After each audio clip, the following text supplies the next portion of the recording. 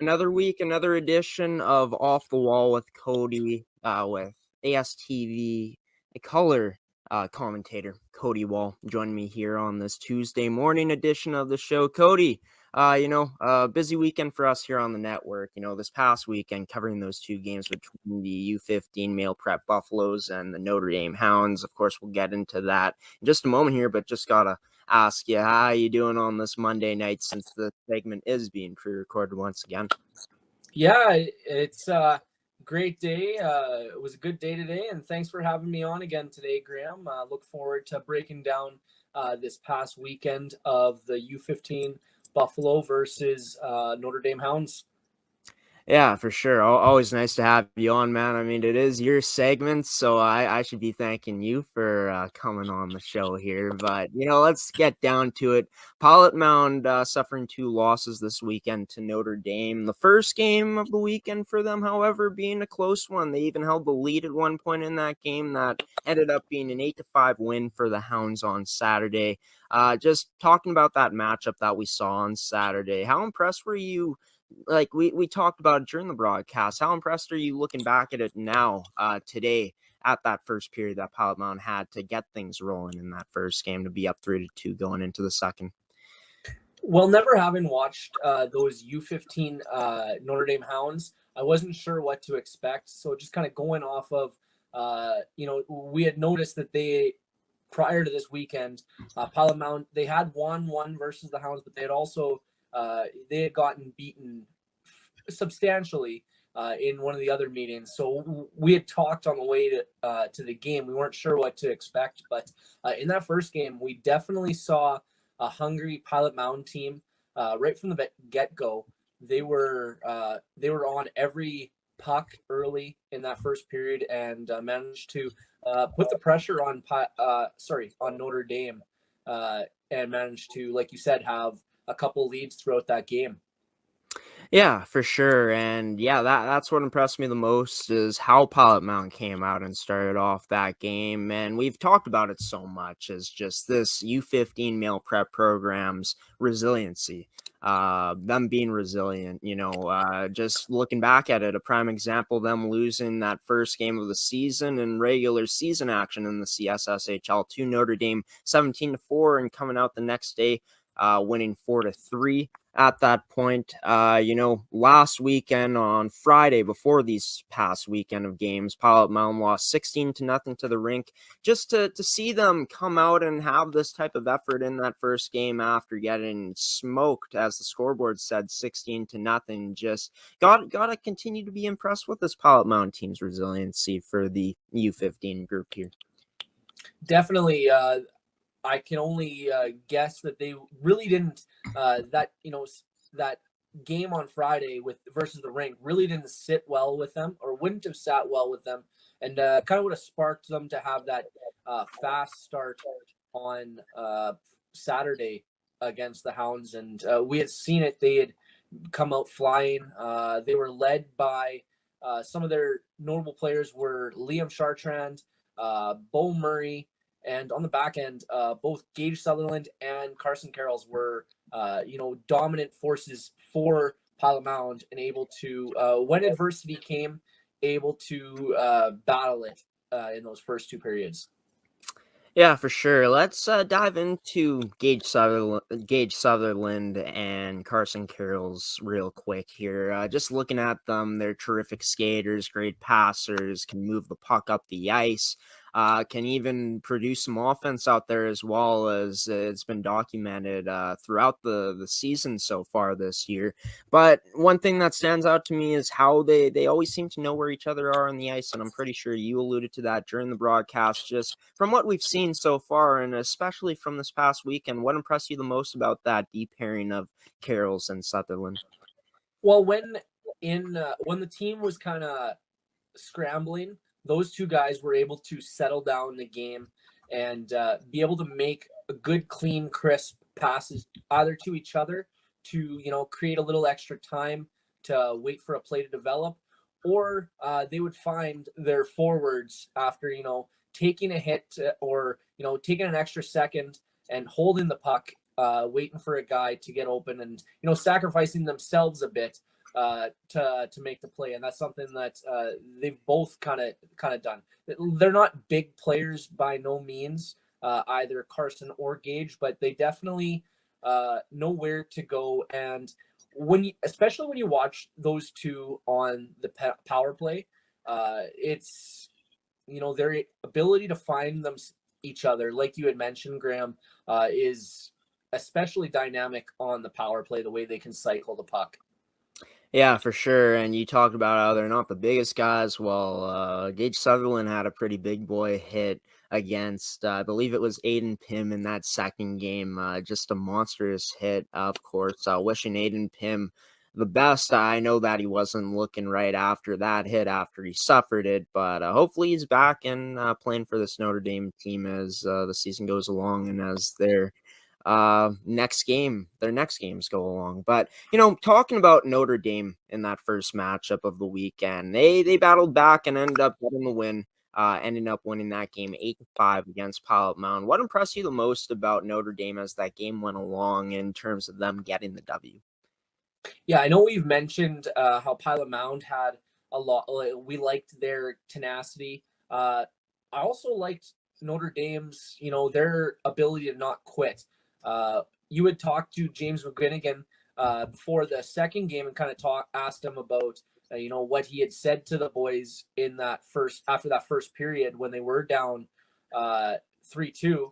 After that late goal in the first period in the first game, and he had kind of said that he went in there and he challenged the guys that that wasn't really their best effort, and they definitely came out stronger in the second and yet more in the third, and they just kind of built on each period as it came. It didn't look like they really dwelled on their mistakes. It looked like anytime something did happen that maybe didn't go their way, it didn't look like they got too far away from what got them, what makes them so successful. They didn't get too far away from that. Yeah, for sure. And I think that the message was received from the players, that message given by head coach of the Notre Dame Hounds, James McGuigan, coming out and winning that second game on Halloween morning on Sunday, 10-0 against the Pilot Mound U15 Male Prep Buffaloes. Talking about Notre Dame's performance, it just seemed like they were ready to go and turn it up a couple notches right when that puck dropped. Yeah, right when that puck dropped, they kind of just built off of that strong third period where they really did shut down Pilot Mound on that Saturday night game. And yeah, like you had mentioned, right from that first face-off, we saw newcomer Joby Baumüller come out off the opening face-off and register a shot on Pete Moreau early on in that first period. And it just felt like the whole team kind of had that same mentality, that it was just that come out with a fire under you to, get the game rolling. And they just never took their foot off the accelerator pedal on that one. Yeah, for sure. And, I think the score was pretty evident of how that game went. It matched up pretty well with how Notre Dame played and getting that 10-0 win. But, talking about a player that really stood out for Notre Dame, and we kept talking about it, and it seemed like we were obsessed with calling his name, but it was just because he had the puck almost all the time during that game, was number 17 of the Notre Dame Hounds, Joby Baumüller. Just looking at Joby in that game, put up a lot of points. It was his first game of the season as well. Just looking back at it, how impressed were you at how Joby Baumüller played in that game for Notre Dame? Yeah, like I said, he just came out flying. You had mentioned it during the broadcast that there really was no rust on Joby there. He had been flying. He looks like he was one of the fastest guys out there. He is, for this age group, he is one of the taller guys. He's not the tallest, but he is, kind of right in that murky middle where, he's not going to get hit big most of the time, but he also didn't look like he was a terribly physical guy himself, kind of right in that middle. And, he really displayed a lot of patience when he did have time, able to hold on to the puck and, look far side to his D, look cross ice to his other wingerman.